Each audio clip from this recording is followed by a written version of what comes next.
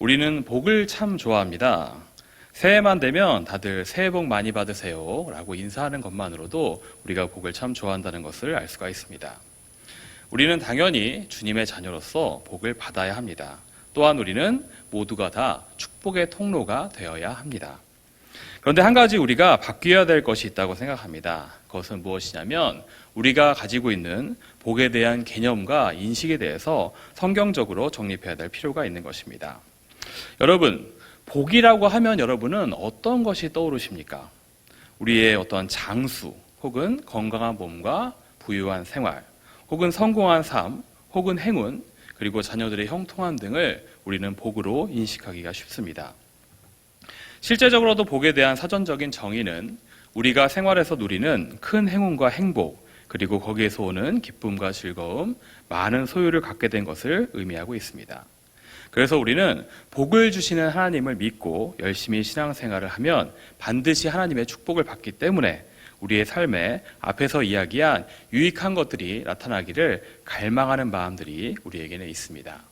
실제적으로 하나님께서 복을 주셔서 어떤 사람들은 건강이 회복되기도 합니다. 또한 어떤 분들은 물질적인 축복을 많이 받으시는 분들도 있습니다. 또한 자녀들이 형통해지고 하나님을 경외하는 축복을 받는 경우들도 많이 있습니다. 정말 이것은 감사한 일입니다. 또한 여러분들에게 이런 축복이 꼭 반드시 있으시기를 축원합니다. 아멘. 한번 더 하시네요. 아멘. 마음속으로 아멘. 감사합니다. 그런데 교회에서 보면 이러한 분들이 있습니다. 하나님을 진정으로 섬기고 열심히 신앙생활을 하시는데, 그리고 하나님께서 기뻐하시는 삶을 신실하게 잘 살고 계시는데, 이러한 성도님들 중에서 몸이 아픈 분들이 반드시 있습니다. 병에 걸리시는 사람들도 있고요. 경제적으로 어려움을 갖고 계시는 분들도 있습니다. 또한 자녀들이 문제를 일으키고 속을 썩이는 경우도 분명히 있습니다. 그렇다면 하나님은 이분들에게는 복을 주시지 않는 것일까요? 여기서 우리는 성경에서 말하고 있는 복에 대해서 다시 한번 생각해보고 성경적인 복에 대한 우리의 인식을 넓혀야 할 필요가 반드시 있는 것입니다. 그래서 오늘은 마태복음 5장을 전체적으로 살펴보며 예수님이 가르치시고 정의하신 복이란 과연 무엇인가에 대해서, 그리고 복이 있는 사람의 삶이란 어떠한 것인가에 대해서 살펴보며 나누어보는 시간을 갖고 싶습니다. 예수님이 가르치신 복에 대해서, 복이 있는 삶에 대해서 나눌 때 진정한 축복의 은혜가 우리 모두에게 임하기를 간절히 축원합니다. 예수님은 복에 대해서 성경에서 아주 구체적으로 언급하시고 가르치신 적이 있었습니다. 그것은 오늘 본문인 마태복음 5장 산상수훈의 말씀에서였습니다. 마태복음 5장에서 예수님은 팔복에 대한 말씀으로 유명한 산상수훈의 말씀을 시작하고 계십니다. 마태복음 5장의 전체적인 구조를 보면 먼저 팔복을 이야기하시며 복이 있는 사람은 어떤 자인지 전반부에서 이야기를 하십니다. 그리고 중간에 복 있는 사람은 어떻게 살아야 하는지를 이야기하고 계시고요. 그리고 그 이후로는 후반부에 복 있는 삶의 구체적인 실천 사항들을 하나하나 언급하는 내용으로 이루어져 있습니다. 먼저 마태복음 5장에서 예수님은 제자들에게 중요한 가르치심을 시작하시며 복이 있는 사람은 어떠한 사람인가를 알려주십니다.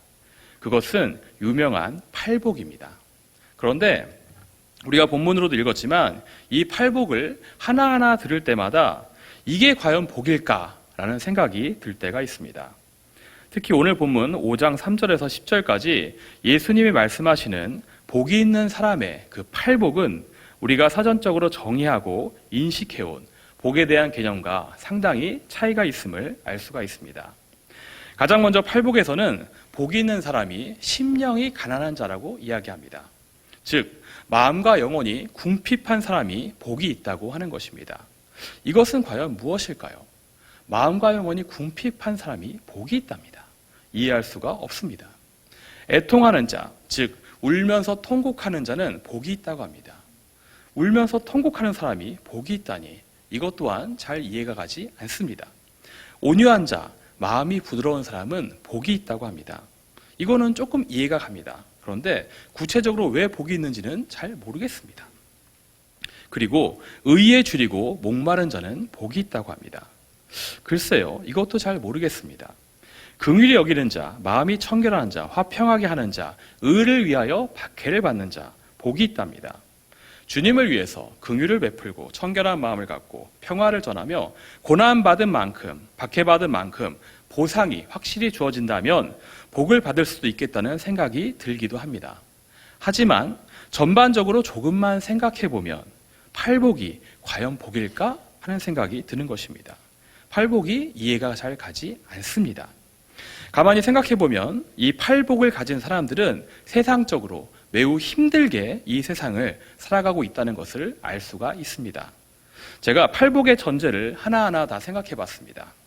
가장 먼저 심령이 가난한 사람은 어떤 사람입니까? 그 인생이 힘들어서 그만큼 마음과 영혼이 궁핍해진 삶을 살고 있다는 것입니다.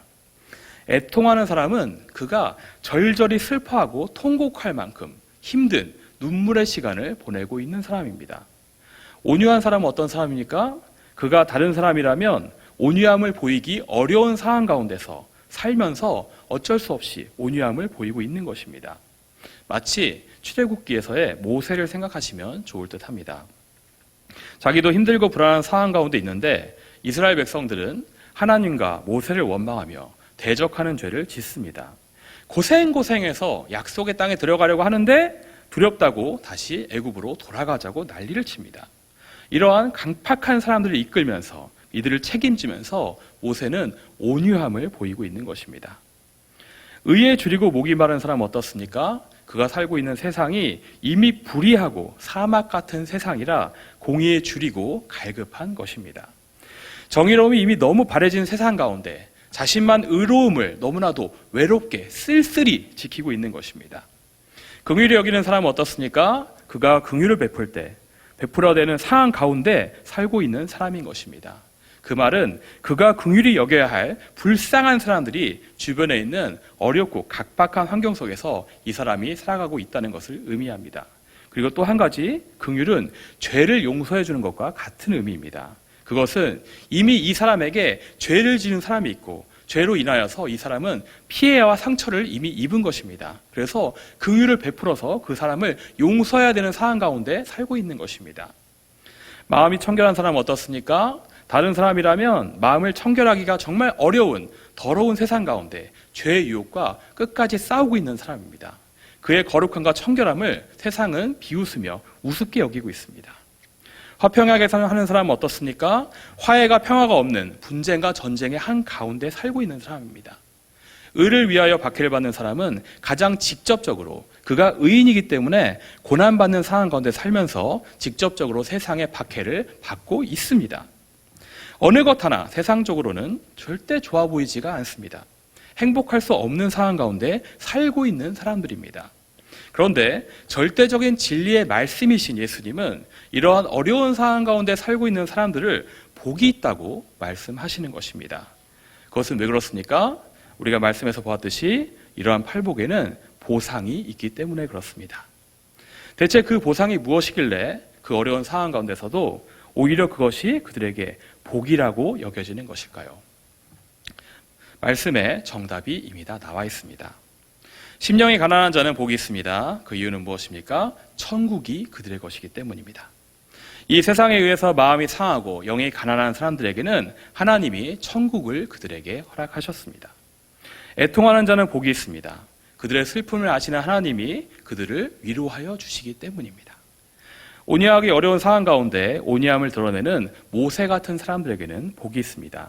하나님이 그들에게 땅을 기업으로 주시기 때문입니다. 의에 줄이고 목이 마른 자는 복이 있습니다.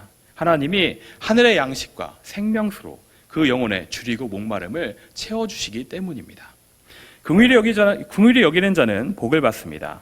그들이 세상을 용서하고 긍휼을 베풀 때 하나님도 그들의 죄를 사하시고 긍휼을 베푸시는 것입니다. 마음이 청결한 사람은 복을 받습니다. 하나님이 그들에게 자신을 보게 하시는 것입니다. 화평하게 하는 사람은 복을 받습니다. 하나님이 그들을 하나님의 자녀로 인정하신답니다. 의를 위하여 박해를 받는 사람들은 복이 있습니다. 하나님이 천국을 그들에게 주실 것이기 때문입니다. 결국 이 팔복을 종합적으로 살펴보면 그들에게 주어지는 축복은 무엇입니까? 그들이 하나님의 백성이 되며 천국이 그들의 것이 된다는 것을 의미하는 것입니다. 사랑하는 성도 여러분, 성경적인 가장 큰 축복은 우리가 하나님의 자녀가 되며 영생을 얻고 천국을 소유하는 것입니다. 그러기에 우리는 심령이 가난하고 애통하고 의에 줄이고 박해를 받아도 축복을 이미 받은 것입니다. 물론 믿음의 선배들 중에서는 세상에서 부러워하는 재정적인 축복과 육적인 축복들을 받으신 분들도 분명히 있습니다. 하지만 대부분의 하나님의 사람들은 고난과 시련 가운데 힘들게 살아간 선배들이 더 많이 있는 것입니다. 특별히 예수님은 이 말씀을 하시면서 오늘 본문 12절에 선지자들의 삶에 대해서 이야기하고 계십니다. 어려운 시기에 하나님의 말씀을 제대로 예언한 하나님을 경외하는 선지자들의 삶을 보면 그들의 삶이 얼마나 박해받는 삶을 살았는지 우리가 알 수 있습니다. 심판의 말씀을 전했기 때문에 이사야는 톱에 썰려서 죽었다고 합니다. 예레미야는 구덩이에 던져졌습니다. 그리고 매도 맞았습니다. 에스겔은 포로로 끌려갔습니다. 하나님의 말씀을 제대로 전했던 구약의 선지자들은 대부분 고난과 눈물의 삶을 살았습니다. 초대교회의 사도들은 어떻습니까? 그들은 고생 끝에 대부분 순교로 삶을 마무리하였습니다.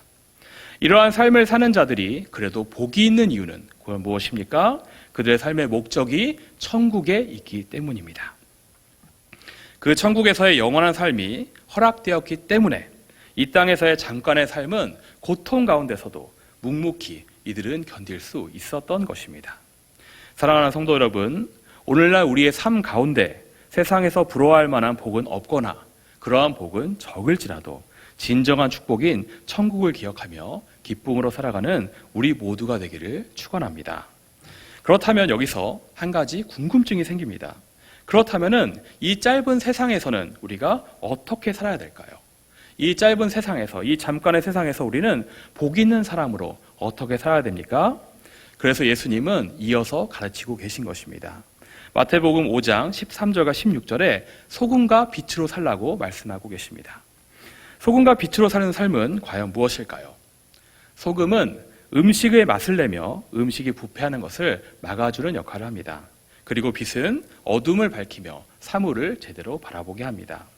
즉, 천국을 소유한 팔복의 사람들은 이 세상 가운데 맛을 내며 세상을 밝히는 역할을 해야 한다는 것입니다. 그리고 빛을 비추는 삶의 모습으로 사람들에게 선한 영향을 주어서 그들이 하나님께 영광을 돌리게 하라고 명령하고 계신 것입니다. 천국을 소유한 사람들은 이 세상 속에서 소금과 빛으로서 세상의 기준과 본이 되어서 하나님의 거룩하심을 나타내야 하는 것입니다. 이것이 바로 하나님께 영광을 돌리는 삶이 되는 것입니다.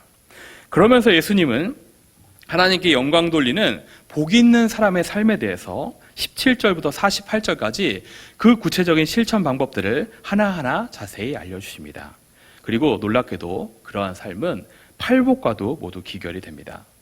첫 번째, 의로운 삶은 말씀대로 행하고 가르치는 그러한 삶입니다. 오늘 본문 17절과 20절에서 예수님은 율법에 대해서 말씀하십니다. 그리고 율법을 알고 있고 가르치고 있으나 그것을 행하지는 않는 불의한 외식적인 서기관과 바리새인들의 삶을 비판하고 계십니다. 그리고 제자들에게는 그들은 아는 것을 행하고 가르치라고 명령하십니다. 그래야 천국에서 큰 자로 인정을 받는다고 말씀하시면서 하나님의 말씀을 의롭게 행하는 자로 살라고 권면하고 계신 것입니다. 하나님의 말씀을 의롭게 행하다가 이 제자들이, 이 팔복을 가진 사람들이 의에 줄일 수 있고 박해를 받을 수도 있습니다. 하지만 예수님은 약속하십니다. 그들이 배부를 것이고 천국이 그들의 것이라고 말씀하고 계신 것입니다. 두 번째는 형제와 화목하게 지내며 화평하게 하는 삶입니다. 오늘 본문 21절과 26절에서는 예수님이 형제와 화목하라고 말씀하십니다. 형제에게 노하는 자는 심판을 받게 되고 형제를 욕하는 자는 지옥불에 들어간다고 하는 것입니다. 그러면서 예물을 제단에 드리려다가도 형제에게 원망 들을 만한 것이 생각나면 다시 돌아가서 그 형제와 화목하고 그 후에 예물을 드리라고 말씀하십니다. 이 말씀은 무엇입니까? 형제와 화목하게 하는 삶을 살아가라는 것입니다. 이렇게 화평하게 하는 자에게 예수님은 그들이 하나님의 아들이라고 일컬음을 받게 된다라고 말씀하십니다. 세 번째, 마음이 청결한 삶입니다. 오늘 본문 27절과 32절에 예수님은 마음으로도 음욕을 품고 여인을 보면 간음한 것이라고 이야기하십니다. 그러면서 마음으로도 어떠한 그 죄를 짓지 말 것을 말씀하고 계시는 것입니다. 또한 33절과 37절에 맹세하지 말 것을 말씀하시면서 이러한 맹세는 자신의 어떠한 유익을 얻어내고 자기 합리화와 변호를 하려는 것으로 변질될 수 있기 때문에 절대로 맹세를 하지 말라고 명하십니다. 이 말씀의 의미들은 무엇입니까? 그만큼 자신의 마음과 자신의 말과 자신의 행동을 진실하게 주님 앞에서 청결하게 하라는 의미로 해석할 수가 있는 것입니다. 그리고 이렇게 마음이 청결한 사람에게 예수님은 무엇을 약속하십니까? 그들이 하나님을 볼 것이라고 말씀하십니다. 네 번째, 악한 자들을 대적하지 않고 온유하게 대하는 삶을 살라고 말씀하십니다. 오늘 보면 38절과 32절에 보면 38절에서 42절까지 보면 악한 자들을 대적하지 말고 악한 자가 오른뺨을 치거든 왼뺨을 돌려대며 속옷을 가지려는 자에게는 겉옷을 주고 오리를 가게 하면 심리를 가고 구하는 자에게 모두 주며 꾸고자 하면 거절하지 말라고 말씀하십니다. 정말 놀라운 가르침입니다. 나를 어렵게 만들고 나를 이용하려는 인간에게 온유함을 베풀라는 것입니다. 하지만 이렇게 바보같이 온유함을 베푸는 자들에게 예수님은 약속하십니다. 그들이 땅을 기업으로 받는다는 것입니다. 마지막으로 원수를 긍휼히 여기는 삶을 가르치십니다. 오늘 본문 43절과 48절까지 보면 예수님은 사랑할 만한 사람들은 누구나 사랑할 만한 사람들을 사랑할 수 있다라고 얘기하시면서 오히려 사랑할 수 없는 원수들을 사랑하며 박해자들을 위해서 기도하라고 말씀하셨습니다. 긍휼은 불쌍한 사람들에게 자비를 베푸는 것이지만 나에게 죄를 지은 사람에게 용서를 베푸는 의미도 있는 것입니다. 나에게 죄를 지은 원수를 사랑하고 나를 힘들게 만드는 그 사람을 위해서 기도하는 것은 그 사람을 긍휼히 여기는 것입니다.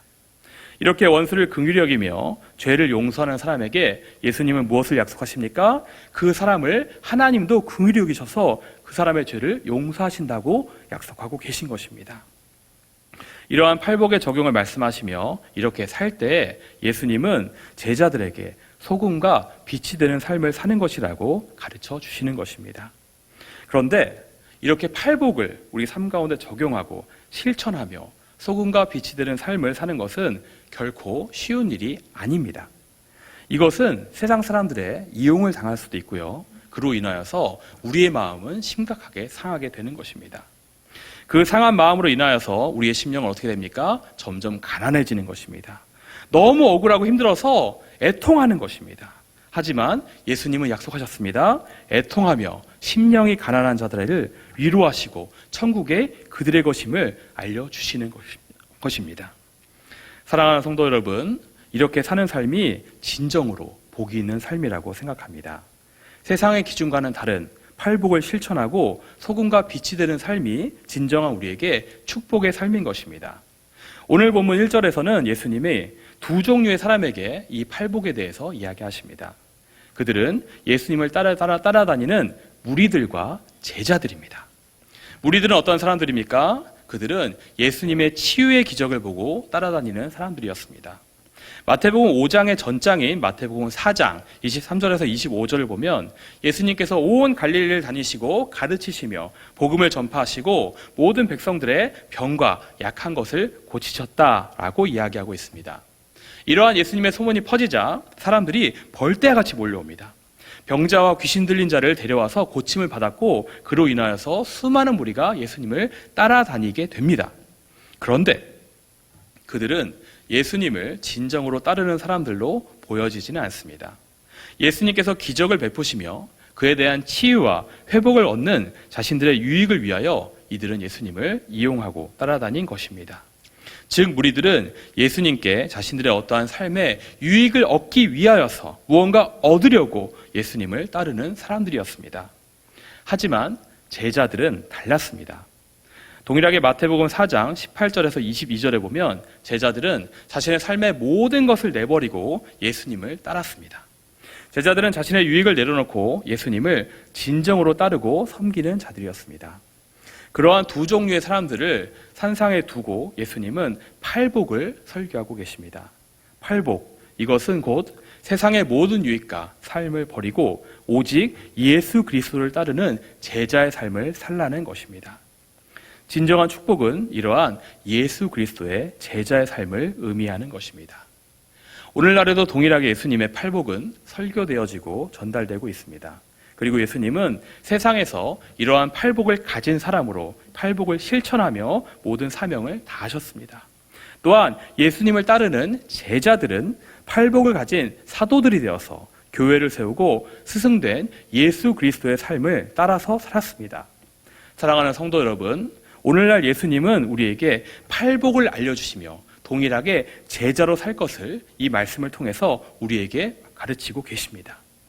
우리가 예수 그리스도의 제자로서 팔복을 실천하고 소금과 빛으로 살아내어서 세상에 하나님을 알리고 영광 돌릴 때 하나님은 우리에게 영원한 축복을 부어주실 것입니다.